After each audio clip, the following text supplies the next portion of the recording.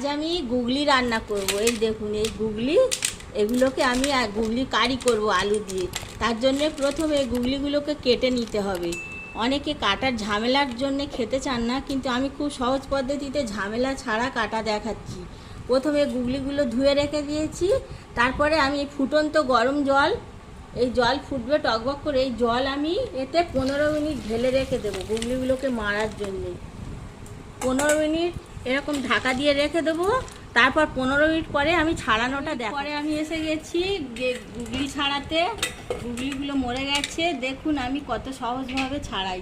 একটা safety pin নিয়েছি আর এই গেঁড়ি এইরকমভাবে এই গেঁড়ির নোকের মধ্যে ঢুকিয়ে দিলাম, দিয়ে এই বেরিয়ে এলো। এবারে এই নোকটা ছাড়িয়ে দিচ্ছি, ফেলে দিলাম। এগুলো ফেলে দেবো আর ওই মাংসগুলো নেব। আর একটা দেখিয়ে দিচ্ছি, এই বেরিয়ে এলো কত সহজভাবে। এবার এই নোকটা আমি ছাড়িয়ে দিচ্ছি, এই মাংসগুলো নেব আর এইগুলো ফেলে দেবো। এই দেখুন এই সেফটি পিনটা নিয়ে এই ঢোকালাম,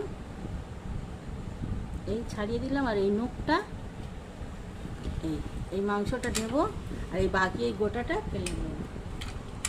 এইরকমভাবে এই সেফটি পিন এই ঢোকালাম, এই বার করে নিলাম। এগুলো ফেলে এই মাংসটাই শুধু নেব, এই মাংসটুকু নেব আর বাকি গোটা গেঁড়িগুলো সব ফেলে দেব। এইরকমভাবে আমি সবগুলো ছাড়িয়ে নিচ্ছি। এইগুলো আমার কাটা হয়ে গেছে। এই যে এইগুলো মাংসগুলো, এতটুকুনি মাংস হয়েছে। এগুলো এবার আমি একটা প্লাস্টিকের চুড়িতে করে কষলিয়ে ভালো করে ধোবো। কঞ্চির চুড়ি হলে ভালো হয়, নেই প্লাস্টিকের চুড়িতে করে খুব ভালো করে ধুয়ে আনবো, এনে তারপরে রান্না। গুগলিগুলো আমি ভালোভাবে ধুয়ে এনেছি, এবারে আমি রান্না করব।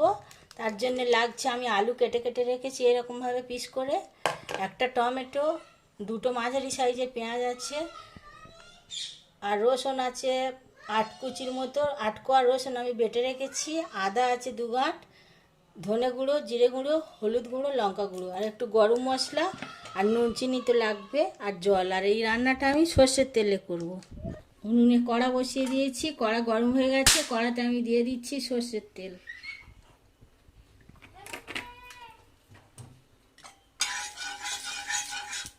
এই গুগলিগুলোকে আমরা গেঁড়িও বলি। এগুলো খাওয়া খুব ভালো স্বাস্থ্যের পক্ষে, ডাক্তারবাবু প্রায়শই খেতে বলেন, কিন্তু কোটার ঝামেলার জন্য অনেকে খেতে চান না। এরকম সহজভাবে কুটবেন, দেখবেন তাড়াতাড়ি হয়ে যাবে, আর সহজ পদ্ধতিটাও সহজ লাগবে। কড়ার তেল গরম হয়ে গেছে, এবার আমি তেলের উপরে দিয়ে দিচ্ছি পেঁয়াজ কুচো।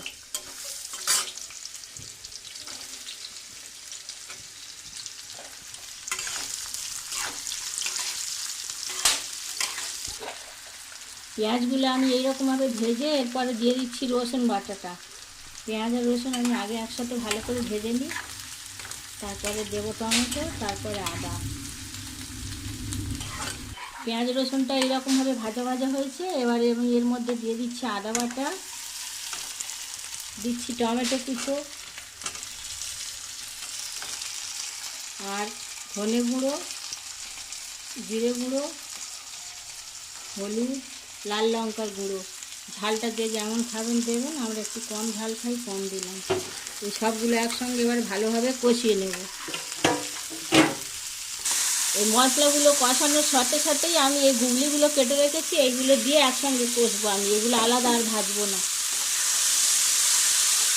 এবার এর সঙ্গে একটু অল্প করে চিনি দিচ্ছি, এটা খুব মিষ্টি হলে ভালো লাগে না, খুব সামান্য একটু চিনি দিলাম, নুনের ব্যালেন্সটা ঠিক থাকার জন্য। এবারে আমি একটু এটাকে খুব ভালোভাবে একটু কষে নিই, তারপরে আবার আসছি রান্না। এই কষানোর মধ্যেই আমি আলুগুলো দিয়ে দিচ্ছি। আলুগুলো আর আলাদা আমি ভাজিনি, আলুগুলো একসঙ্গে দিয়ে ভালোভাবে কষে নেবো। তার আগে আমি নুনটা পরিমাণ মতো দিয়ে দেবো,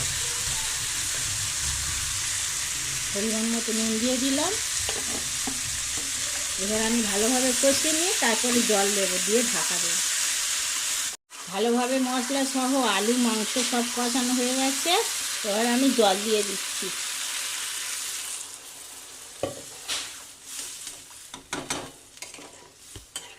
এবারে আলু আর মাংসগুলো সিদ্ধ হওয়ার জন্য আমি একটু ঢাকা দিয়ে দিচ্ছি 10-15 মিনিটের জন্য।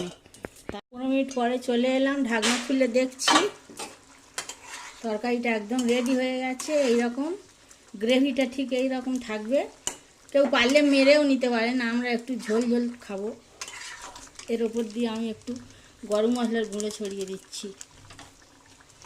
গুগলির কারি আমার রেডি হয়ে গেছে, এবার আমি ঢেলে নেব। আর গুগলি কারি আমার একদম রেডি। সার্ভ করার জন্য ভাত দিয়ে, গরম ভাত দিয়ে খুব ভালো লাগবে। এইভাবে একবার করে খাবেন।